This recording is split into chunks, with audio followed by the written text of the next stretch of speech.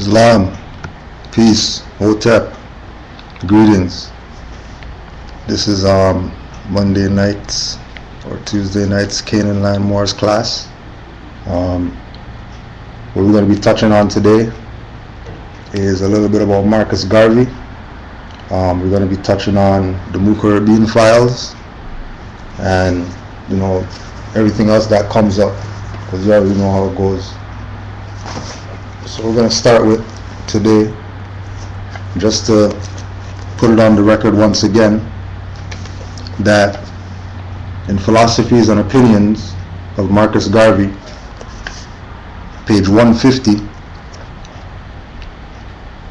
they're talking about Garvey's case, and this is a statement from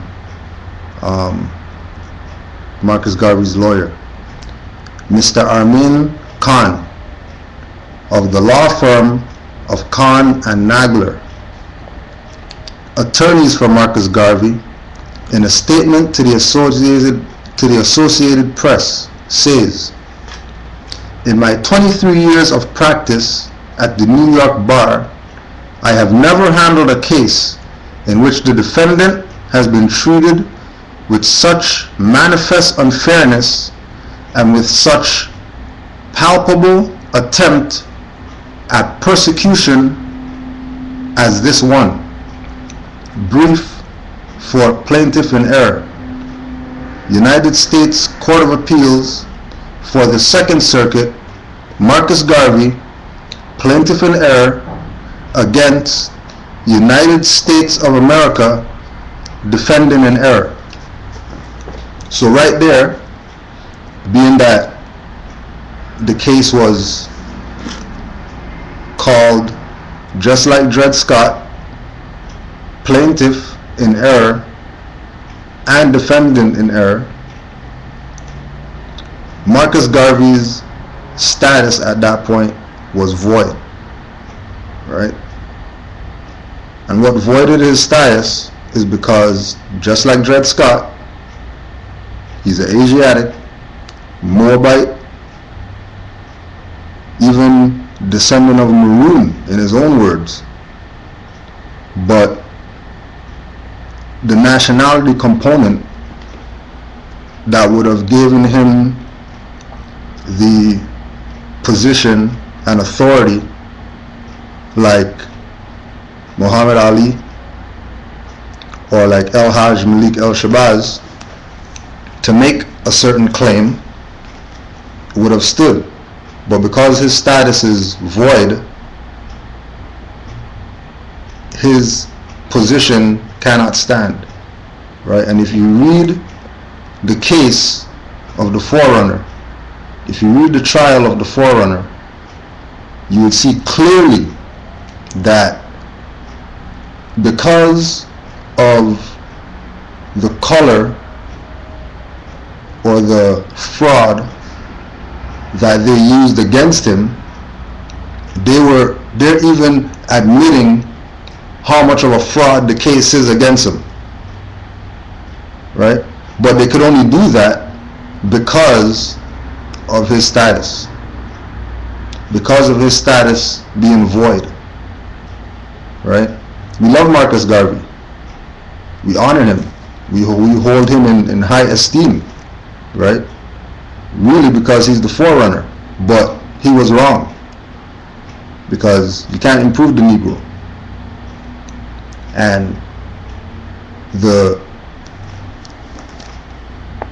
organization that Marcus Garvey founded should have changed Negro, right? Because remember, if the mentality before the UNIA was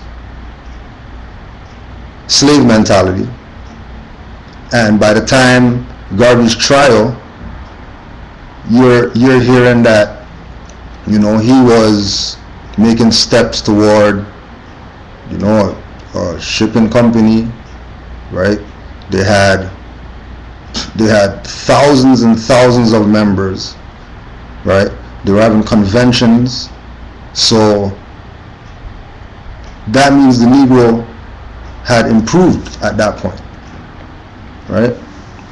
And like we were talking about in the class about psychic attacks, the fact that the position of the Negro had improved, because the position had improved, but there was no amendment or correction to that uncivilized position, he left himself open for the attacks that he received when you read the case, and it comes down to, $3 mail fraud or whatever, right? Just to show that, and that's Garvey. That's after Dred Scott. Same position. In order for the people to see how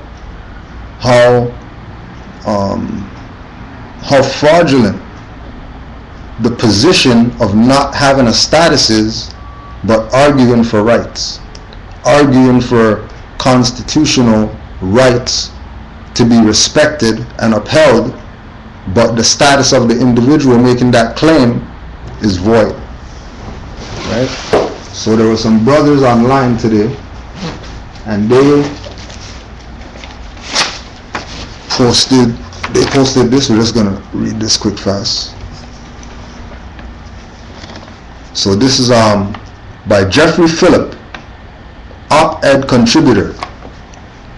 On June 16th, 2012, the Roots Foundation, Institute for Caribbean Studies, and the Marcus Garvey Celebrations Committee, of which I am a member, launched an online petition for the exoneration of Marcus Garvey, leader of the largest movement for social and economic justice in the early 20th century, who was wrongfully convicted on charges of mail fraud by the U.S. government.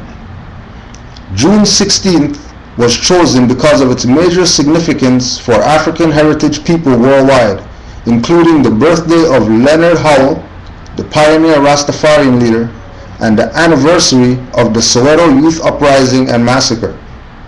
June 16th is also the anniversary of a petition to release Marcus Garvey from prison, which was sent to the United States President Calvin Coolidge by the Universal African Missionary Convention from Cape Town, South Africa. Our actions were predicated on a sense of history that empowers our history to petition President Barack Obama to exonerate the Right Honorable Marcus Mosiah Garvey. Our choice of exonerate rather than pardon, as some in the media have reported, is also important. A pardon would be an admission that Marcus Mosiah Garvey was guilty of the alleged crimes that ultimately led to his conviction on charges of mail fraud and imprisonment in Atlanta Federal Penitentiary in 1925.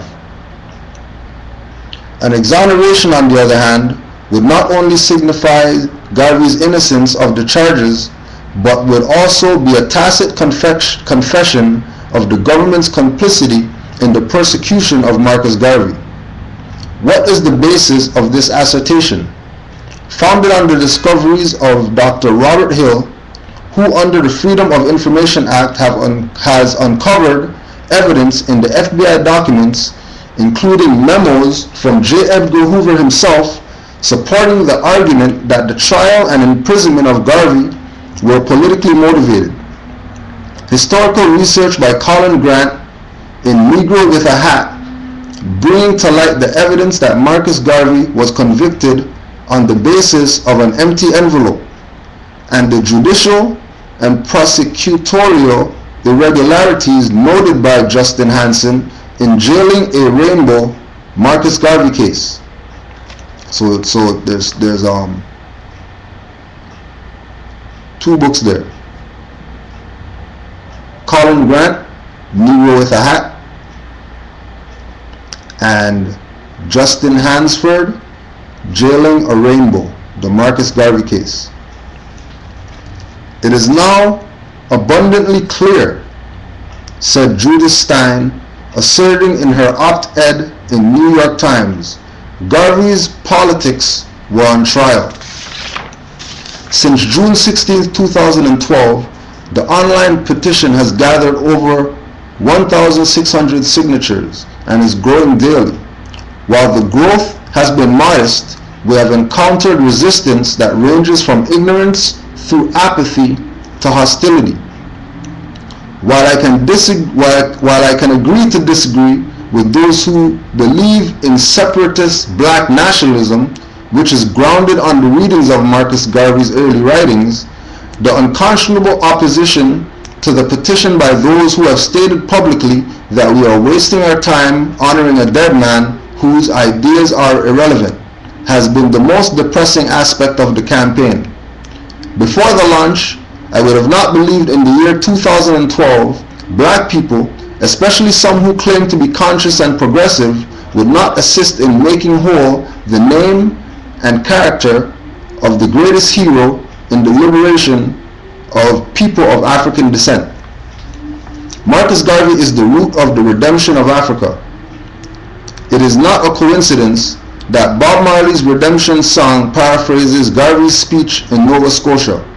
We are going to emancipate ourselves from mental slavery, because whilst others might free the body, none but ourselves can free the mind.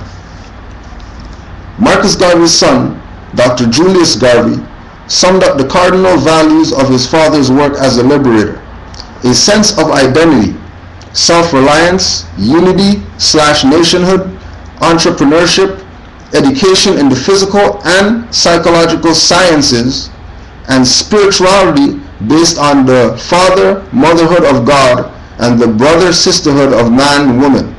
The principle that Garvey outlined was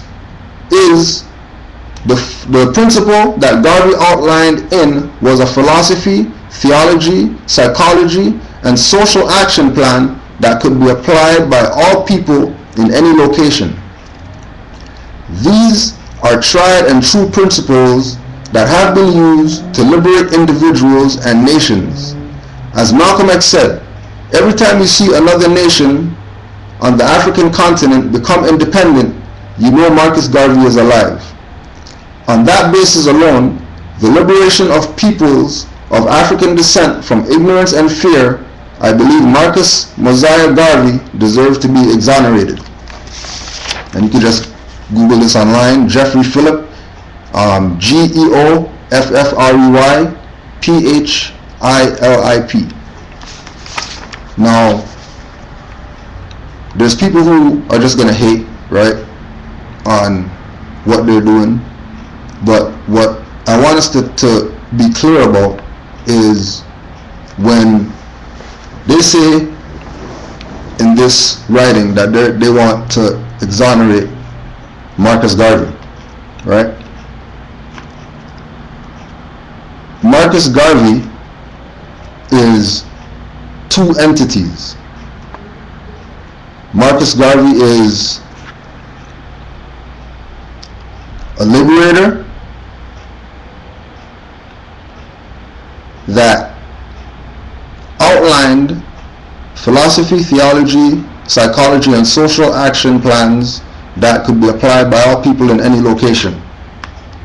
And then there's Garvey, the corporate person. And being specific is something that we have to do. Now, when we go back to the case of Marcus Garvey, right? Now let's do it like this also. When we have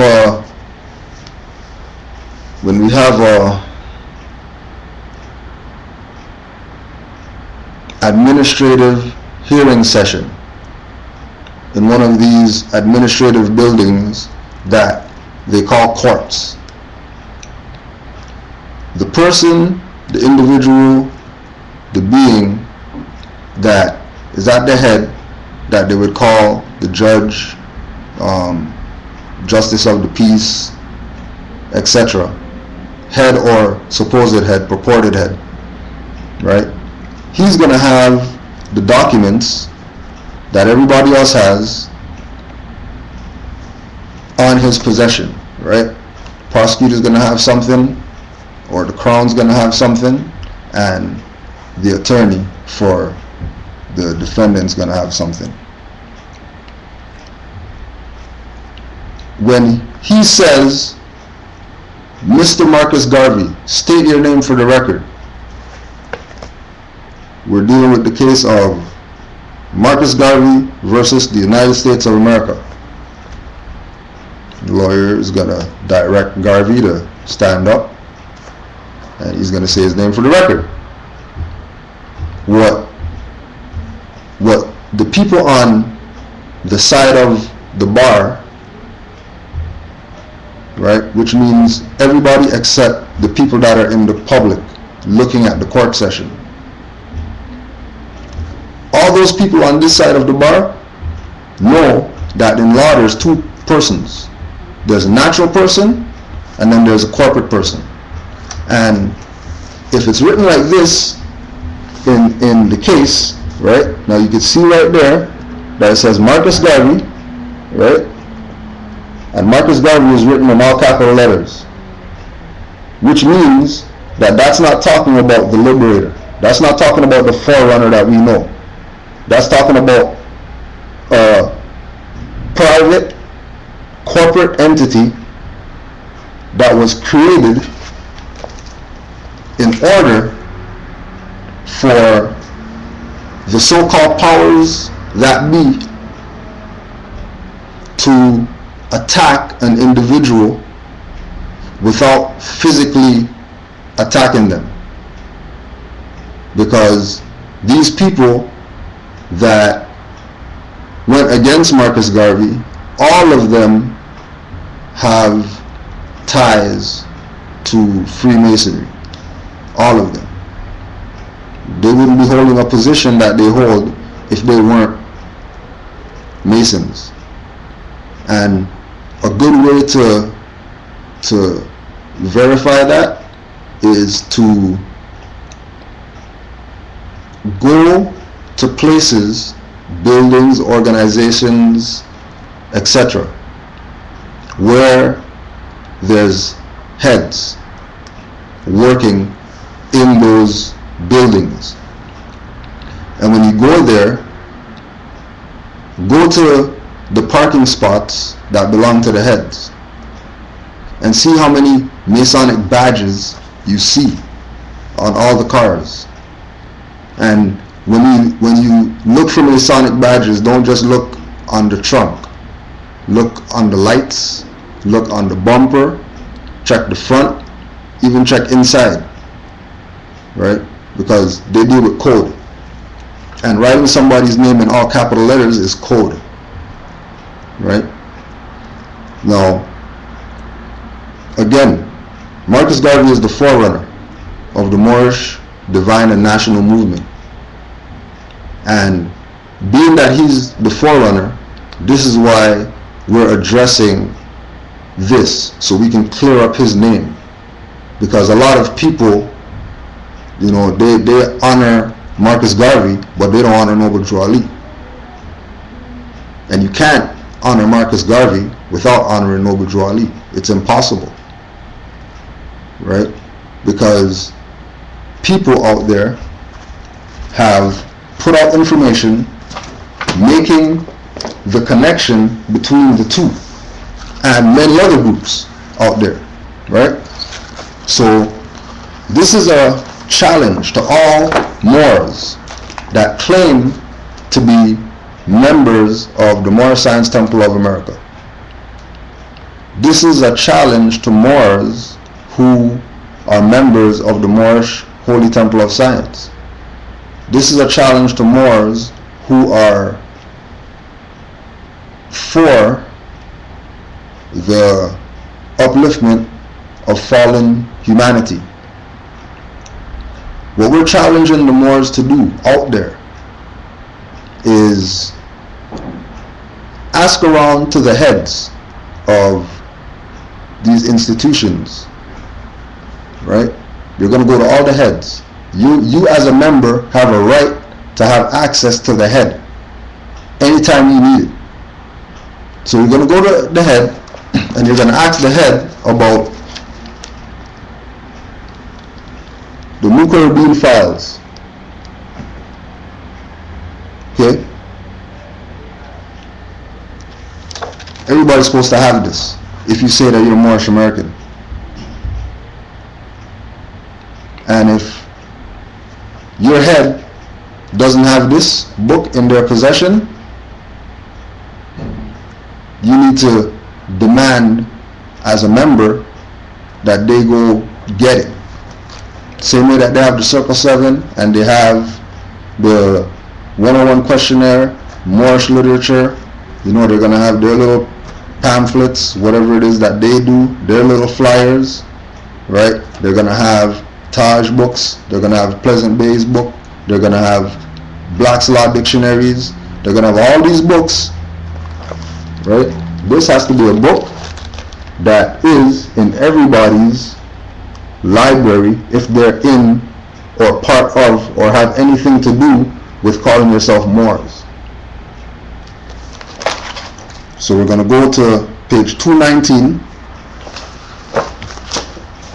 and we're going to read an excerpt from a book called From Black Muslims to Muslims: The Transition from Separatism to Islam by Clifton E.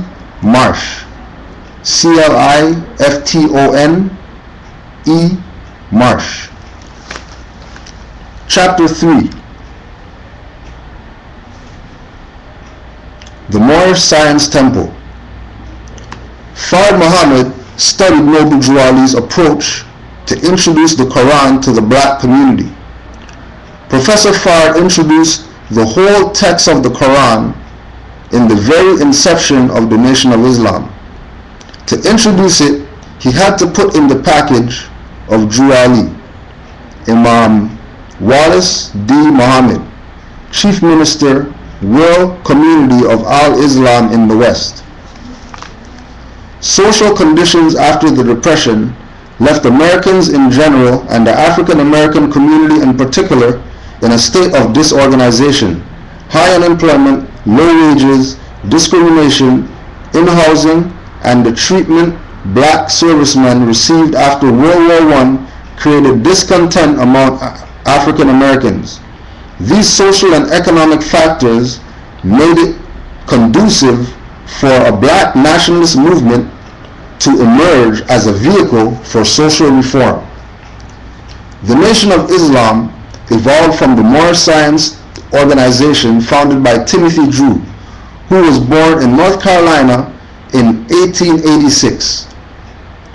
Drew was a semi-literate migrant to Newark, New Jersey, who worked as a train expressman before starting the first Moorish temple in 1913. Drew came upon two revelations which radically influenced his thinking. He encountered some forms of Oriental philosophy and was impressed with its racial Catholicity. According to the legend of the movement, Timothy Drew made a pilgrimage to North Africa, where he received a commission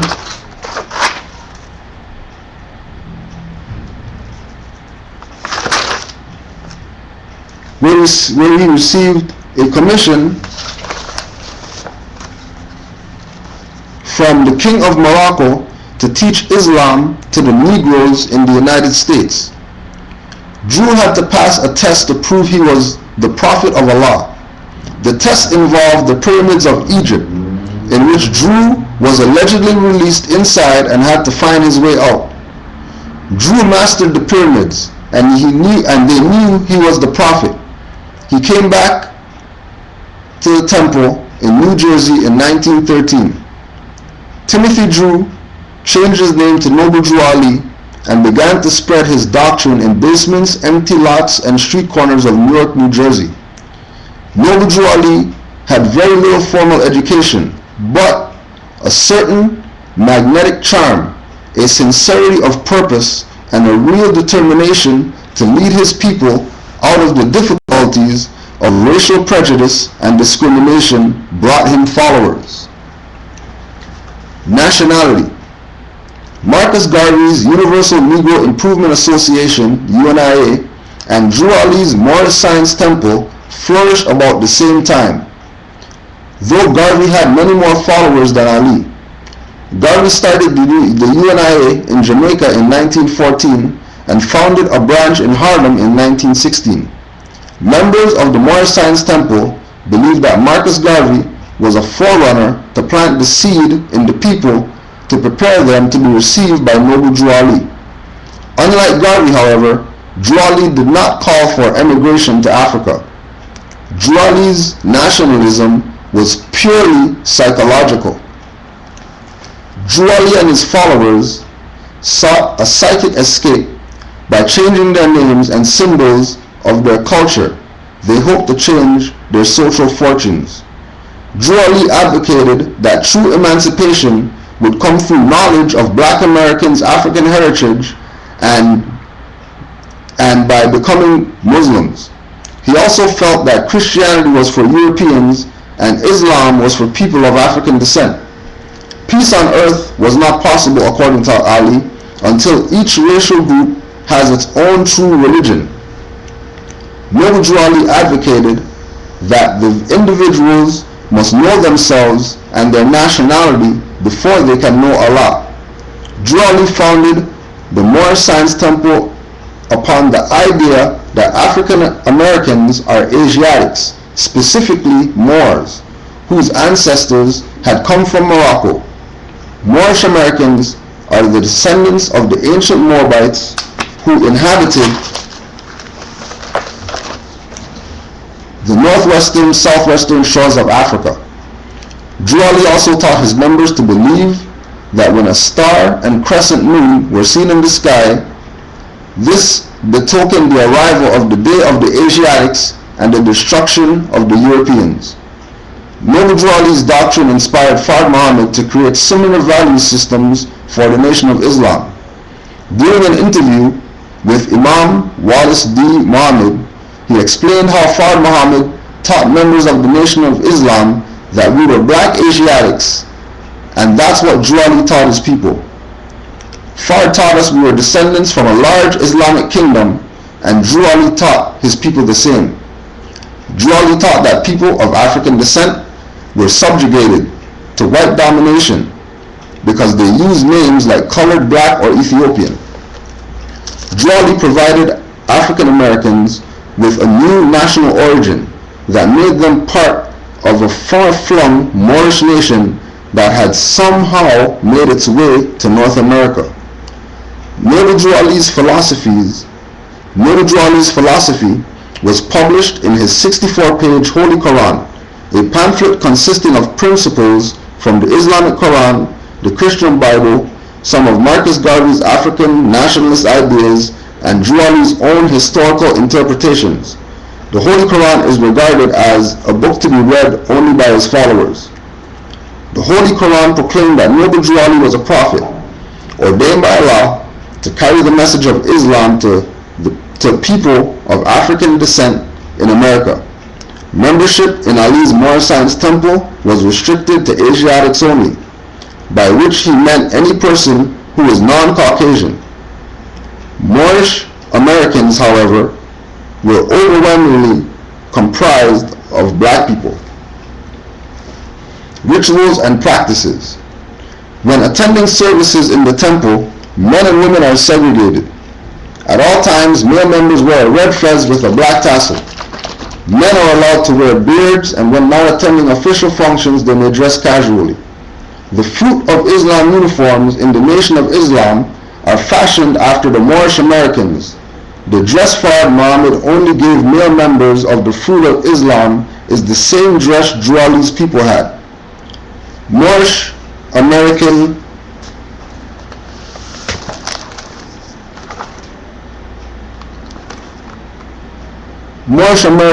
marriages are monogamous and divorce is rarely permitted. In most cases, the husband is the only source of financial support and women are expected to be housewives. Women wear pants or long dresses and no makeup. A turban is worn only with long dresses. It is not considered appropriate to wear pants with the turban. On Fridays, their Sabbath, women must wear long white dresses with fall below the knee when seated. On Sunday and Wednesday night, meetings 8 to 10 p.m., they are free to dress as they please, but they should never wear revealing clothes. Sunday school is conducted for children from 5 p.m. to 7 p.m. Moorish Americans pray 3 times daily at sunrise, noon, and sunset. When praying, members stand facing the east toward Mecca. They use 2 words of greeting, peace and Islam, with the right hand raised and the palm out. Moorish Americans attach special significance to their dress, especially the fez and turban. They believe the fez is the first headdress worn by man and the turban is the first headdress worn by women. The fez and turban symbolize that knowledge is embodied within them and these wraps protect the wearer. Moorish Americans also adhere to a strict vegetarian diet. No meat or eggs are to be eaten, but fish and vegetables are prescribed. Smoking, drinking liquor, straightening the hair, and using cosmetics are forbidden. Sports and games, attendance at motion pictures, and secular dancing are also discouraged. Drew Ali created a Moorish flag which is red with a green 5-point star in the center. The points on the star represent love, truth, peace, freedom, and justice. The Moorish flag is usually next to the American flag in all meetings. Moorish Americans are loyal citizens and pledge allegiance to its flag. The temple is the main organization unit of the Moorish Science movement. The national headquarters, located in Chicago, originally had a membership of 10,000. Drew Ali established temples in Detroit, Harlem, Pittsburgh, Philadelphia, Kansas City, West Virginia, Brooklyn, Richmond, Virginia, South Carolina, and Augusta, Georgia. Overall membership was approximately 30,000. Financial support for the organization is derived from dues collected at various temples and numerous businesses. Leaders of the temples are called grand sheikhs. Beneath the sheikhs are ministers, elders, and stewards. Rank and file members are referred to as brothers and sisters. All Moorish Americans must attach the term El or Bey to their names. Organizational comparison between Moorish Science Temple and Nation of Islam. Nationality: Moorish Americans. Nation of Islam: Asiatic Black. Prophet: Noble Drew Ali. Nation of Islam: Elijah Muhammad. Religion: Islam. Nation of Islam: Islam. Land: no desire for separate state, psychological separation through Moorish status. Nation of Islam: separate state. Sacred texts: Quran created by Noble Drew Ali. Nation of Islam: Islamic Quran and Christian Bible. God: Allah. Nation of Islam: Allah in the form of Fard Muhammad. Race: Asiatics. Nation of Islam: Asiatic Blacks, tribe of Shabazz. Place of worship: temple. Nation of Islam: mosque. Heaven: in the mind. Nation of Islam: on earth. Separation of sexes: yes to both. Names: Bey and El. Nation of Islam: X. Replace slave name because real name unknown. Dress: men fez worn during official functions, beards and mustaches allowed, suit and tie optional. Women turbans optional, no makeup, pants, long dresses to shoe tops. Nation of Islam: men suit and ties clean shaven. Women head covers, no makeup, long dress to shoe tops. Citizenship: United States of America. Nation of Islam: Nation of Islam, nation within a nation.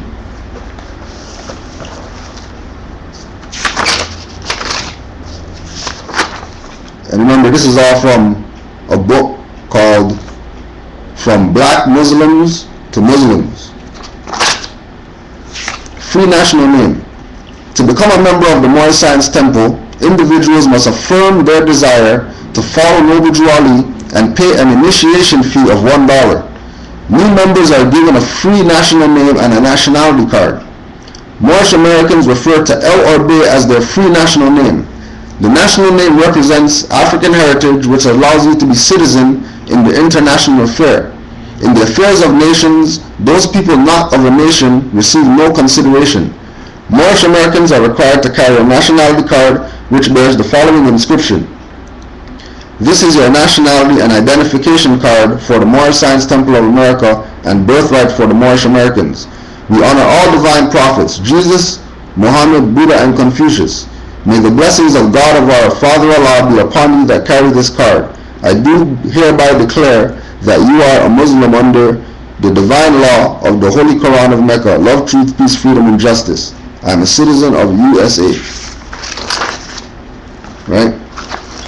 So that's, one section in the Muker-Bean files. Right? Now, there's also something interesting in here that we have posted on the website, and that was Noble Drew Ali coming to Canada, or coming to Toronto specifically. When we do the research about that, there's not really too much information, right?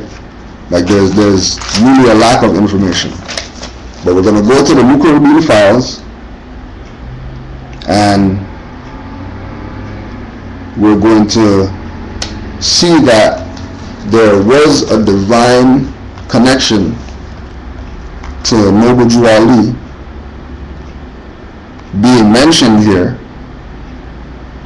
and Canaanland Moors having the opportunity to be the vanguards of the Moorish movement in this territory.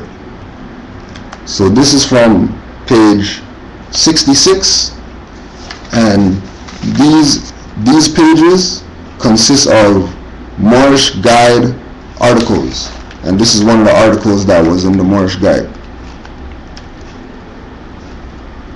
Prominent Canadians attend Elk and National Hairdressers Convention.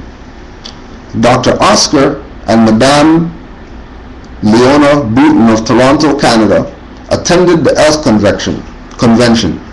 Dr. Boutin is prominent in Elkdom in Toronto, also in church and civic work.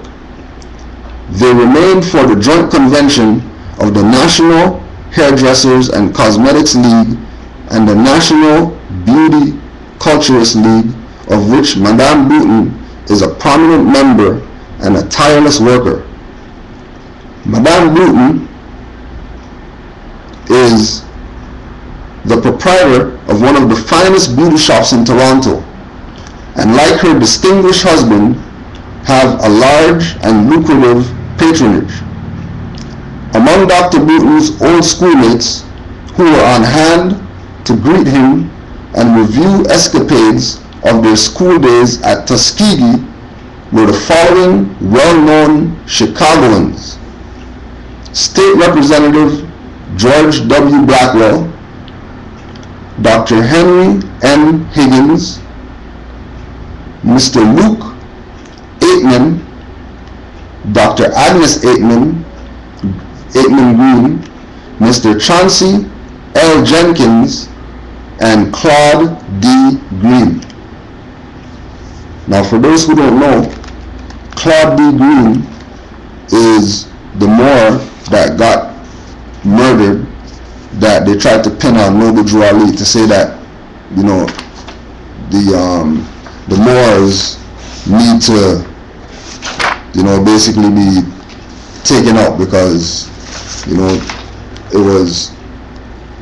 was too much at that time with, because you have to remember, you have Marcus Garvey, right, with the UNIA, and he's going around And he's basically taking the position of, being the quote-unquote black nationalists, right? Preparing the people for nationalism so that they're able to accept Noble Drew Ali, right? Because just like the book is saying, the teachings are similar, right? And we hear Moors talk about the Nation of Islam and how the Nation of Islam adopted the economic plan of the Moorish movement as far as dues, etc. is concerned, so that when the people come in, there's no playing around. It's either you pay your dues and you follow the customs or get out, right?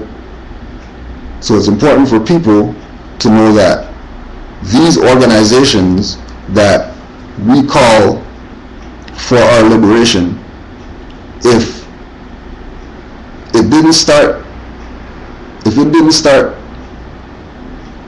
in 1930, right? If it wasn't founded in 1930 and after, right? Know that there is a direct relationship to Noble Drew Ali and every single organization that we say is out there, right? Brother Hannibal was breaking down on the Blog Talk show a little while back about a book coming out like in the 90s or whatever, called Who is Noble Drew Ali? And in this book, this author revealed 5 people that were not only Masons, but they were also members of the Moorish Science Temple of America, right? And then those 5 individuals were Prophet Cherry, Father Divine, Elijah Poole Bay, Daddy Grace, and Charles Mosley Bay, right? And these 5 individuals were the individuals outside of the temple successorship, right? That was headed by Mili Il, right? Because remember that Noble Drew Ali was a statesman, so he didn't only deal in one jurisdiction. He dealt in many jurisdictions, and being that he dealt in many jurisdictions is why he gained this quote-unquote fame and nobility that people say, oh yeah, the Queen gave him that noble title, right? When really his activity was recognized and acknowledged by the nations of the world. This is why he can have the Sultan, right? This is why he can have the picture of the Sultan in the holy book for the Moors, and them not send letters to all the Moorish Science temples to take the picture out of there, right? It's no different than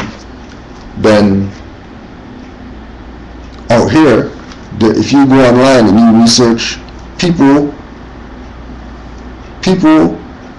or Canadian government sues for use of its logo, and see how much stuff you find, right? So if they're just if the government is going to sue people, so-called government, corporate government is going to sue people for using their logo called the Canadian flag, then Sultan should be suing for using his picture without permission, right? But all the bases are covered because Noble Drew Ali said that he got the authority from them, right? So now, these organizations, the UNIA, the Nation of Islam, and the Moorish Science Temple of America. These three organizations are relative. Also attached to that is the Hebrew Israelites, because the Hebrew Israelites founder was a member of the Moorish Science Temple.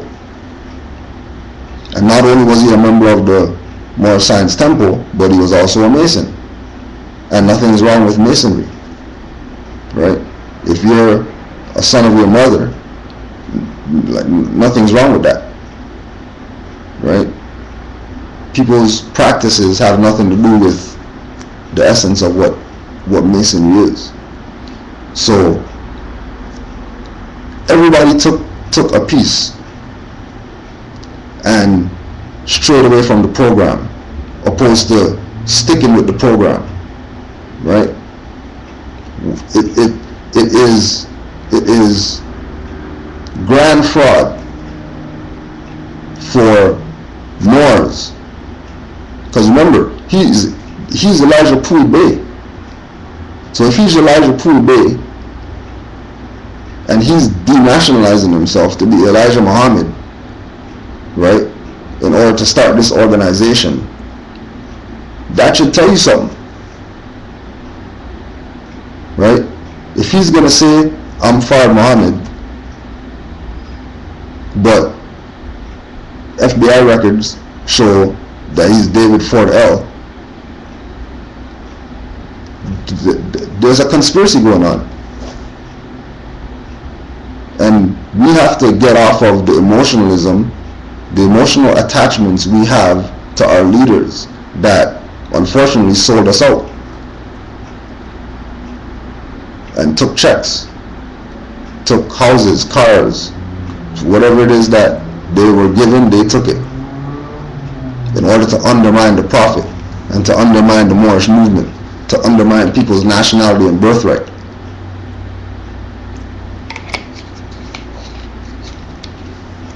Noble Drew Ali,